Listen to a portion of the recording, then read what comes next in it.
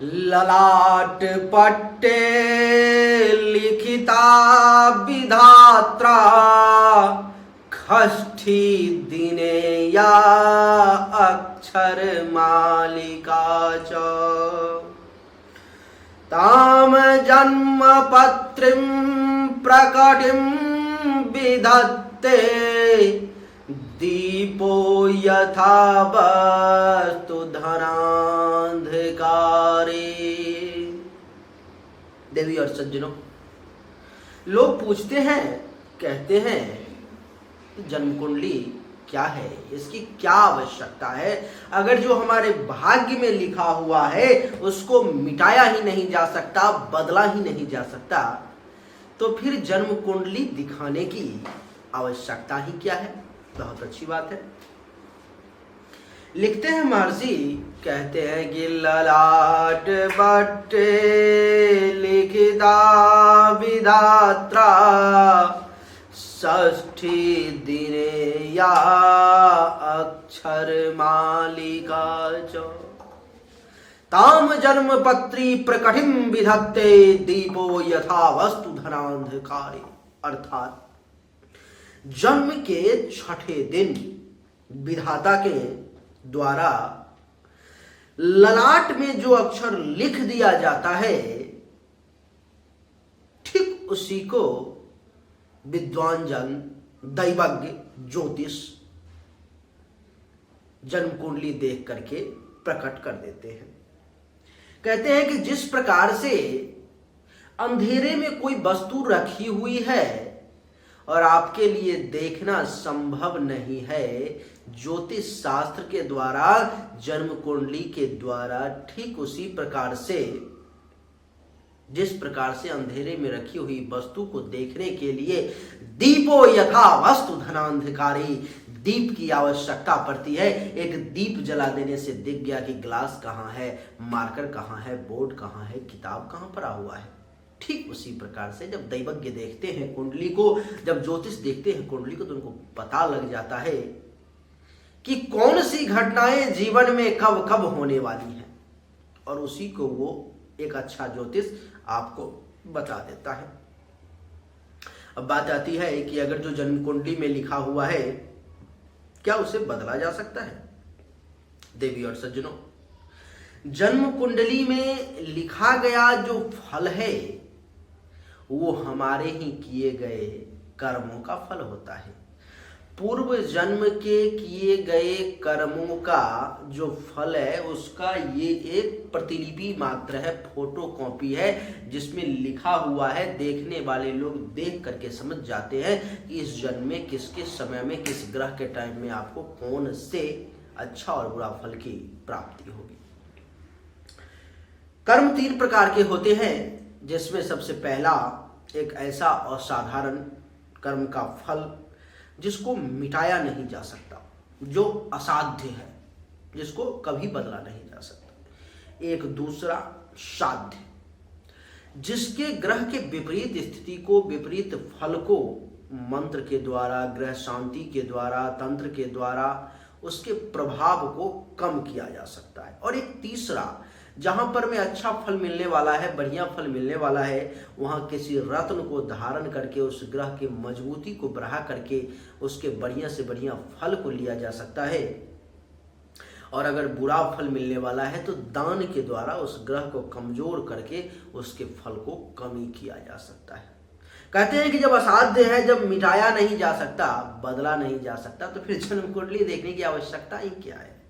कहते हैं कि भावी मेट सकहि त्रिपुरारी, भावी जो है, भविष्य जो है, जो असाध्य है, उसको भी मिटाने की क्षमता त्रिपुरारी के पास है, महादेव के पास है। अब जो यज्ञ ज्योतिष होते हैं वो आपको बताते हैं कि किस समय में किस ग्रह की शांति करने से आपको अच्छे फल की प्राप्ति हो सकती है अथवा बुरे फल में कमी आ सकता है। आइए हम अपनी चर्चा को आरंभ करें। ये जिनकी कुंडली है उनकी जन्म तारीख है 21 अगस्त 1966 का 5:59 सुबह का, देहरादून का इनका जन्म है। देवी और सज्जनों, 21 अगस्त 1966 5:59 AM देहरादून उत्तराखंड का जन्म है इनका। इनकी कुंडली सामने में है। इनको मैं बता दूं कि आपकी जो कुंडली है सज्जन, वो सिंह लग्न की है। आपकी कुंडली सिंह लग्न की है और आपकी जो राशि है वो तुला है। कुंडली सिंह लग्न की और राशि तुला है। सबसे पहले ग्रहों का समय लिख लें कि जीवन में कौन से ग्रह का समय कब कब आया और जीवन में कब कब आएगा, तो उस समय में क्या फल आपको देखने को मिलेगा। जब जन्म हुआ तो जन्म के समय से लेकर के 2/11/1983 तक राहु की महादशा रही। 2/11/1983 से 2/11/1999 तक गुरु की महादशा रही।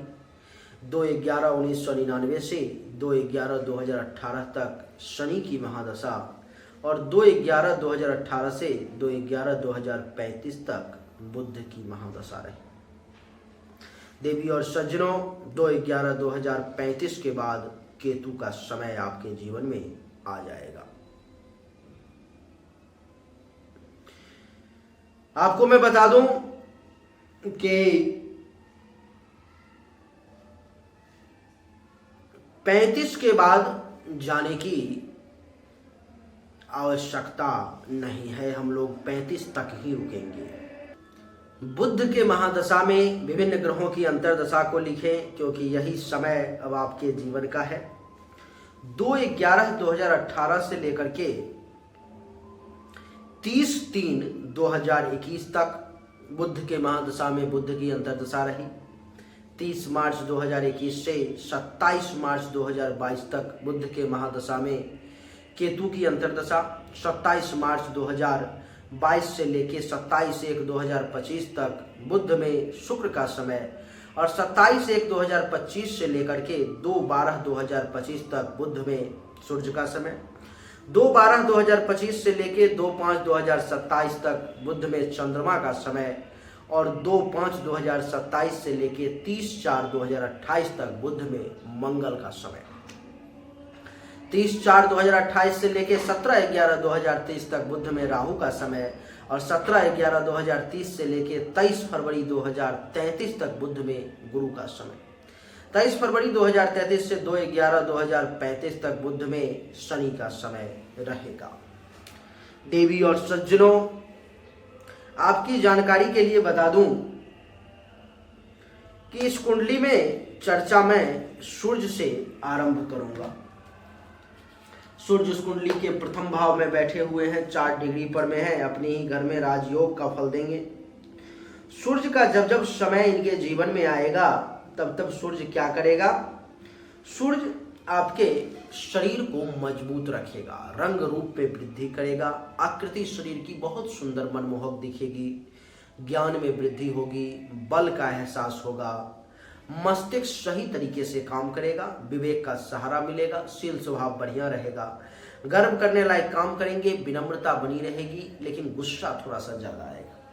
सूर्य की सप्तम दृष्टि सप्तम भाव पर में, जिसके कारण से जीवन साथी का सुख प्राप्त होगा, काम वासना की पूर्ति होगी, वैवाहिक जीवन आपका अच्छा रहेगा, दैनिक रोजगार व्यवसाय भी बहुत अच्छे तरीके से चलेंगे।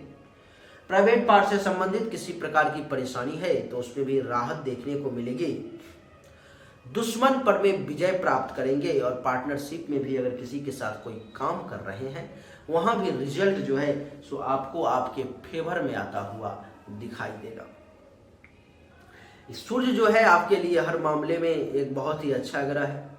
सूर्य के लिए अगर मौका मिले तो आपको चाहिए कि एक बढ़िया क्वालिटी का सूर्य की महादशा में कम से कम माणिक्य धारण करें, रूबी धारण करें, आपके लिए अच्छा रहेगा। सूर्य के बाद चंद्रमा की चर्चा करेंगे। चंद्रमा आपके कुंडली में 12वें भाव का मालिक है और 3रे भाव में बैठा हुआ है। चंद्रमा के साथ केतु की युति है, ये चंद्र ग्रहण नामक दोष भी बनाता है। चंद्रमा इस कुंडली में एक मारक ग्रह है। चंद्रमा का जब जब समय आएगा, अगर आप हिंदुस्तान में रहेंगे तो क्या फल मिलेगा वो मैं आपको बताता हूं। चंद्रमा का जब जब समय आएगा और अगर उस समय में आप हिंदुस्तान में हैं तो छोटे भाई बहन जूनियर्स के साथ संबंध अच्छे नहीं रहेंगे, खुद के पराक्रम में कमी देखने को मिलेगा, धैर्य कमजोर हो जाएगा, माता के लिए विपरीत समय उत्पन्न हो सकती हैं, गुप्त शत्रु परेशान कर सकता है, गले, नाक, कान, श्वसन अंग से संबंधित परेशानी का भी सामना करना पड़ सकता है। और आपको मैं बता दूं कि चंद्रमा की सप्तम दृष्टि नवम भाव पर में, तो भाग्य का सपोर्ट कम मिलेगा, धर्म, कर्म, मंगल कार्य, तीर्थ यात्रा ये सब करने में भी परेशानी का सामना करना पड़ेगा, यश में कमी होगी, ससुराल से टेंशन तनाव के योग बन सकते हैं। संत महात्मा, ऋषि मुनि, ब्राह्मण, आचार्य इनका आशीर्वाद भी इस समय में कम मिलेगा। हॉस्पिटल का खर्चा भी एक्टिवेट रहेगा। लेकिन अगर आप विदेश में रहते हैं तो आपको चंद्रमा के समय में विदेश से धन लाभ का विशेष योग बनेगा, वहां पर में रह करके बढ़िया पैसा बनाने का मौका मिलेगा, आपको थोड़े से पराक्रमी भी बनेंगे, लेकिन इतनी आसानी से वहां पर भी वक्त नहीं बीतेगा, कुछ न कुछ परेशानी का जो है चंद्रमा के समय में आपको विदेश में भी सामना करना पड़ेगा। हिंदुस्तान में तो पूरा निगेटिव फल है इसका, लेकिन विदेश में आपको बहुत ज्यादा परेशानी नहीं, लेकिन परेशान करेगा और साथ में धन लाभ भी अच्छा देगा। चंद्रमा के लिए जीवन में कभी भी आपको मोती नहीं धारण करना चाहिए, वो आपके लिए ठीक नहीं है। चंद्रमा के बाद देवी और सज्जनों, अब बारी आती है मंगल की। मंगल नीच का आपके कुंडली के द्वादश भाव में बैठा हुआ है। मंगल का जब जब समय आएगा, अगर आप विदेश में रहेंगे तो आपको मंगल बहुत अच्छा फल देगा, क्योंकि नीच का है, 12वें भाव में है, नीच भंग राजयोग बनेगा। मंगल के समय में गुस्सा ज्यादा जरूर आएंगे, लेकिन विदेश से प्रबल धन लाभ का मंगल भी योग बनाएगा। मंगल के समय में भी जो है सो आपको विदेश से लाभ के साथ साथ जो है सो आपको कुछ जमीन, मकान, गाड़ी, घोड़ा, बंगला, अचल संपत्ति के सुख का भी योग बनेगा। लेकिन अगर मंगल के समय में आप हिंदुस्तान में हैं तो मंगल बहुत परेशान करेगा, जैसे कि खर्चा ज्यादा होना, शैया सुख में कमी, धन हानि के योग, अस्पताल का खर्चा एक्टिवेट, आंख से संबंधित परेशानी। और मंगल की चौथी दृष्टि तीसरे भाव पर में है, जिसके कारण से मंगल के समय में भी हिंदुस्तान में आपको छोटे भाई बहन, जूनियर्स के साथ संबंध अच्छे नहीं रहेंगे, खुद के पराक्रम में कमी, धैर्य का कमजोर होना, माता के लिए विपरीत समय, गुप्त शत्रु के द्वारा परेशानी, गले, नाक, कान, श्वसन अंग से संबंधित परेशानी। मंगल की सप्तम दृष्टि छठे भाव पर में, दुश्मनों के द्वारा परेशानी, चिंता में वक्त बीतना, हेल्थ वाइज इशू का सामना, कर्ज वगैरह लेने की स्थिति का उत्पन्न होना, केस मुकदमा से संबंधित परेशानी का भी आ जाना, अपयश, कलंक, शोक और दुख की प्राप्ति। मंगल की अष्टम दृष्टि सप्तम भाव पे, जिसके कारण से मंगल के समय में हिंदुस्तान में जीवन साथी के साथ टेंशन, तनाव, काम वासना की अधिकता, वैवाहिक जीवन में परेशानी, दैनिक रोजगार व्यवसाय में भी परेशानी का योग, प्राइवेट पार्ट से संबंधित परेशानी, दुश्मनों के द्वारा परेशानी, ये सब मंगल जो है सो आपको हिंदुस्तान में अपने जन्मभूमि पर में विशेष परेशान करेगा। लेकिन मंगल के समय में भी, क्योंकि मंगल विदेश में बैठा हुआ है, मंगल के समय में भी अगर आप विदेश में रहते हैं तो आपको परेशानी नहीं होगी। इसमें से लगभग 70-80% तक परेशानी अपने आप सॉर्ट आउट हो जाएगी और मंगल के समय में आपको विदेश से प्रबल धन लाभ का योग बन जाएगा। गुस्सा जरूर आएगा, हल्का फुल्का अस्पताल का खर्चा भी एक्टिवेट होगा, लेकिन बड़ा पराक्रम के साथ काम करेंगे, दुश्मन का नाश भी करेंगे, कुछ कर्ज भी होगा तो उसको खत्म करने की क्षमता रखेंगे और बिजनेस व्यवसाय भी, काम धंधा भी अपने बलबूते पर में बढ़िया चलाने का प्रयास करेंगे।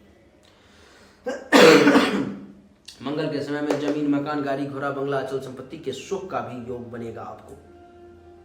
लेकिन अगर विदेश में रहेंगे तो मंगल के लिए भी आपको मूंगा धारण नहीं करना चाहिए।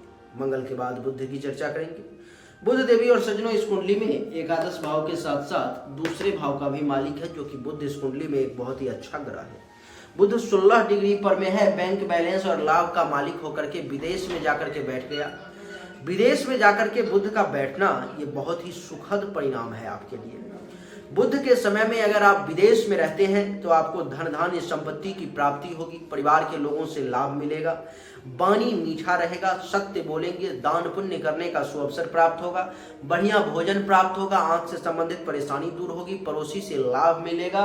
और एकादश भाव का भी मालिक है बुध, तो क्या होगा, आय में वृद्धि होंगे, लाभ मिलेंगे, उपलब्धि की प्राप्ति होगी, मनोकामनाओं की पूर्ति होगी, बड़े भाई बहन सीनियर्स इन सब का सपोर्ट मिलेगा, पुत्र वधू दामाद का सुख प्राप्त होगा, अथवा बड़े भाई बहन समान व्यक्ति से लाभ मिलेगा, पुत्र वधू दामाद के समान व्यक्ति से भी आपको सुख प्राप्त होगा। लेकिन बुध क्योंकि 12वें भाव में चला गया तो कुछ निगेटिव परिणाम भी देगा, जैसे कि विदेश से लाभ के योग के साथ साथ आपको अस्पताल का खर्चा भी एक्टिवेट करेगा, कुछ धन हानि के भी योग बनाएंगे, कुछ आंख से संबंधित परेशानी भी परेशान करेगी, एक तरफ ठीक तो एक तरफ परेशान का भी योग, दुश्मन भी हल्का परेशान करेंगे, चिंता हेल्थ वाइज इशू, कुछ टेंशन तनाव नहीं लेना है, नहीं तो केस मुकदमा का योग भी बन सकता है। अपयश कलंक शोक और दुख से बच करके रहने का आपको प्रयास करना है। रत्न पन्ना बुध के लिए भी धारण नहीं करना है। बुध के बाद गुरु की चर्चा करेंगे। देवी और सज्जनों, गुरु इस कुंडली के एकादश भाव में बैठे हुए हैं, जो कि आपके पंचम भाव के साथ साथ अष्टम भाव के मालिक हैं। गुरु का जब जब समय जीवन में आएगा, आय में वृद्धि हो जाएगी, लाभ मिलेगा, उपलब्धि की प्राप्ति होगी, बड़े भाई बहन सीनियर्स अथवा उनके समान व्यक्ति से लाभ मिलेगा, पुत्र वधू दामाद अथवा उनके समान व्यक्ति से सुख की प्राप्ति होगी, काम से संबंधित परेशानी दूर होगी। बुध की पंचम दृष्टि तीसरे भाव पर, ये गुरु की पंचम दृष्टि तीसरे भाव पर में, जिसके कारण से गुरु के समय में छोटे भाई बहन जूनियर्स इन सब का सपोर्ट प्राप्त होगा, खुद के पराक्रम में वृद्धि, धैर्य का मजबूत होना, गुप्त शत्रु का नाश, गले नाक कान श्वसन अंग से संबंधित परेशानी का दूर होना, और इसकी सप्तम दृष्टि पंचम भाव पर में तो संतान का सुख प्राप्त होना, विद्या और बुद्धि की प्राप्ति, यश में वृद्धि, चाहने वालों की संख्या में वृद्धि, धर्म कर्म मंगल कार्य में वृद्धि, और ननिहाल से भी कुछ लाभ के योग, पेट से संबंधित परेशानी का दूर होना, अचानक से धन लाभ मिलना, और नवम दृष्टि सप्तम भाव पर में जीवन साथी के साथ भी बढ़िया संबंध, जीवन साथी का भी सुख प्राप्त होना, काम वासना की पूर्ति, वैवाहिक जीवन का अच्छा होना, दैनिक रोजगार व्यवसाय का बढ़िया चलना, प्राइवेट पार्ट से संबंधित परेशानी का दूर होना, दुश्मनों का नाश, पार्टनरशिप में भी काम धंधा बढ़िया चलना, विदेश से प्रबल धन लाभ का योग, अचानक से परिवर्तन का भी योग बनेगा। गुरु के समय में इन सब चीजों की प्राप्ति के साथ साथ काम में रुकावट और बाधा का भी योग बनेगा, चाहे आप हिंदुस्तान में रहो या विदेश में रहो। वैसे गुरु आपके लिए बहुत ही अच्छा ग्रह है। गुरु इस कुंडली में 29 डिग्री पर में है। गुरु के समय में अगर एक बढ़िया क्वालिटी का पीला पुखराज धारण कर लिया जाए तो गुरु आपको बहुत अच्छा रिजल्ट जो है सो दे सकता है।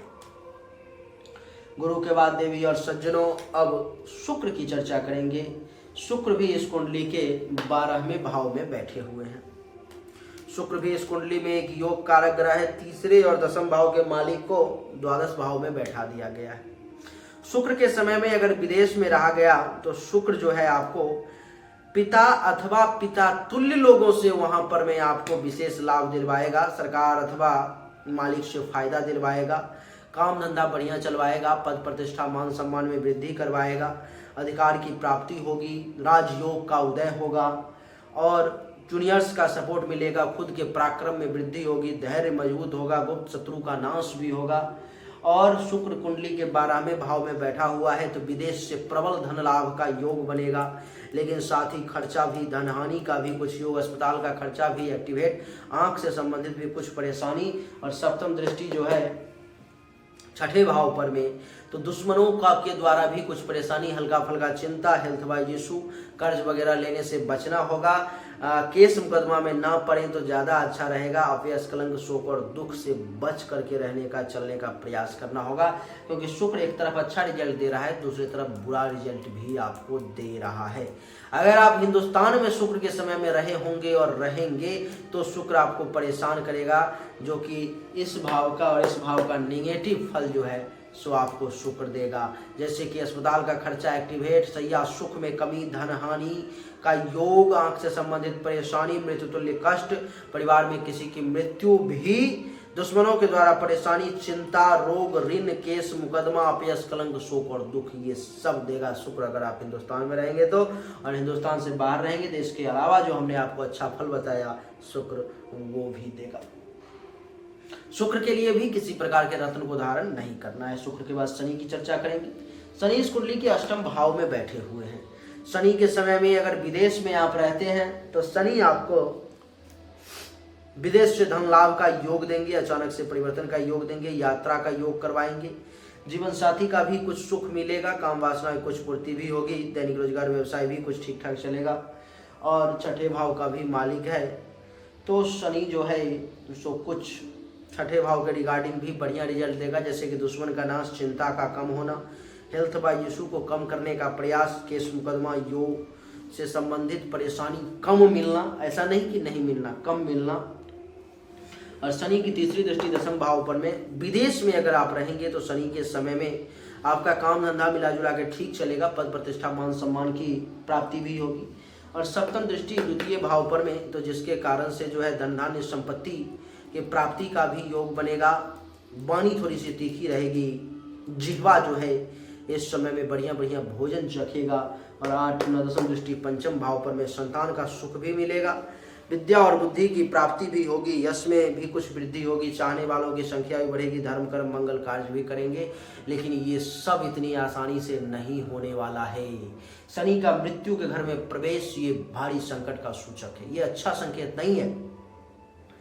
अगर आप विदेश में हैं तो परेशानी कम आएगी, हिंदुस्तान में है तो आपको ये परेशान करेगा, जैसे कि मृत्यु तुल्य कष्ट का सामना करना पड़ सकता है, अचानक से धनहानि के योग बन सकते हैं, अचानक से बनता हुआ काम बिगड़ सकता है, दुर्घटना एक्सीडेंट के योग।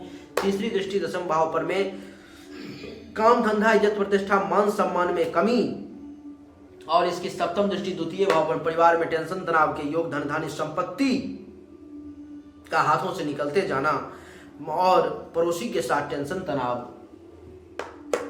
दशम दृष्टि पंचम भाव पर में संतान के साथ टेंशन तनाव, विद्या और बुद्धि का सही इस्तेमाल करके उचित लाभ लेने में परेशानी, यश में कमी, चाहने वालों की संख्या में कमी, धर्म कर्म मंगल कार्य में भी कमी, दुश्मनों के द्वारा परेशानी, चिंता, हेल्थ बाय इशू, रोग, ऋण, शत्रु के द्वारा परेशानी, जीवन साथी के साथ भी टेंशन तनाव का योग।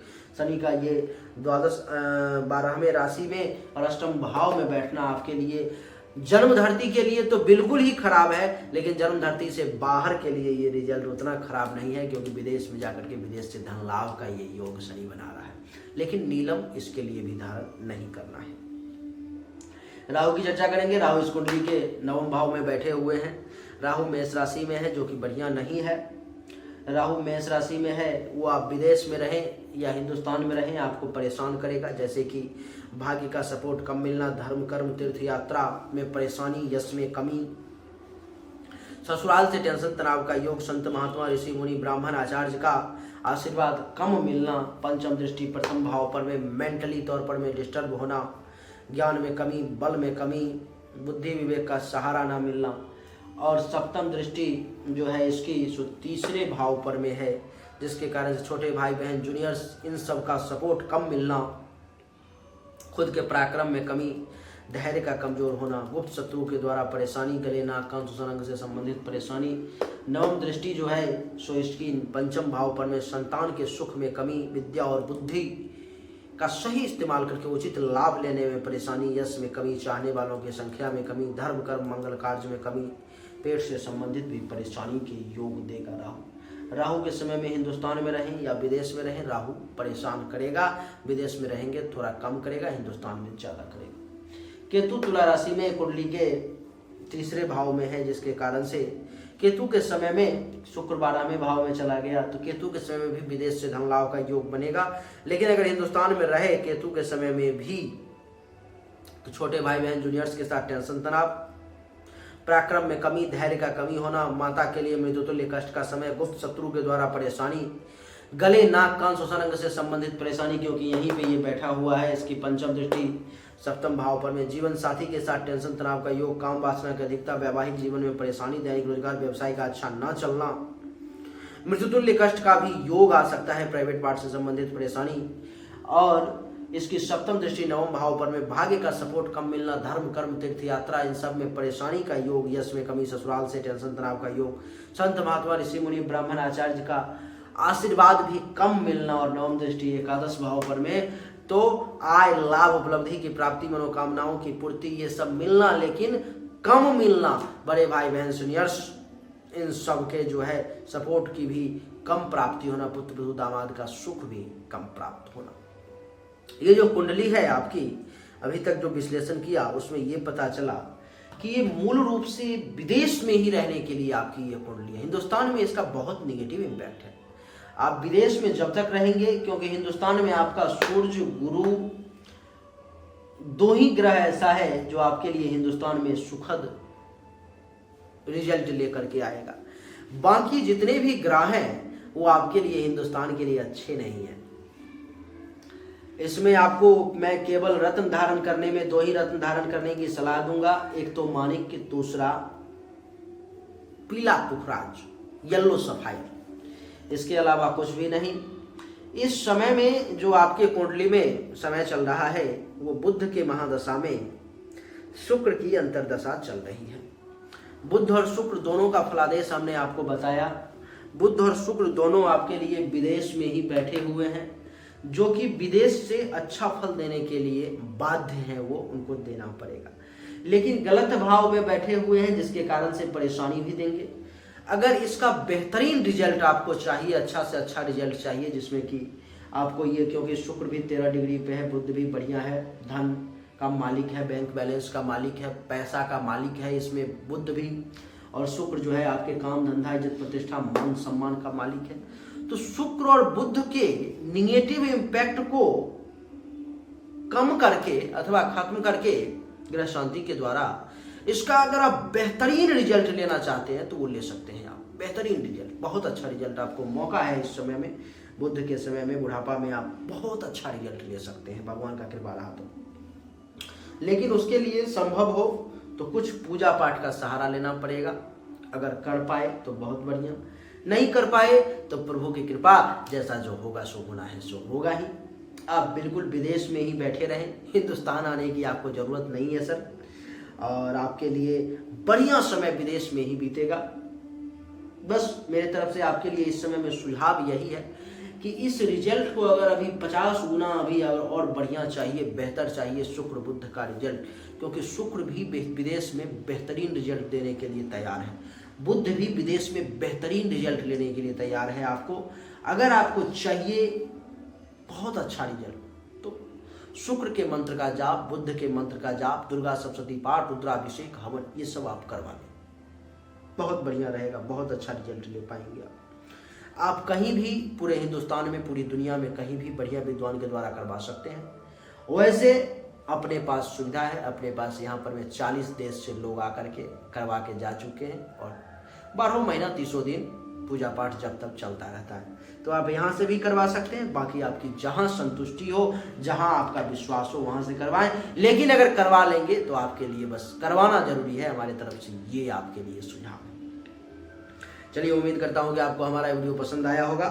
अगर पसंद आया तो इस वीडियो को लाइक करें, शेयर करें, चैनल को सब्सक्राइब करके इसके बेल आइकन के बटन को दबा दें। आपका एक बार फिर से बहुत बहुत धन्यवाद। Thank you so much. जय हिंद, वंदे मातरम। बोलिए राधे राधे।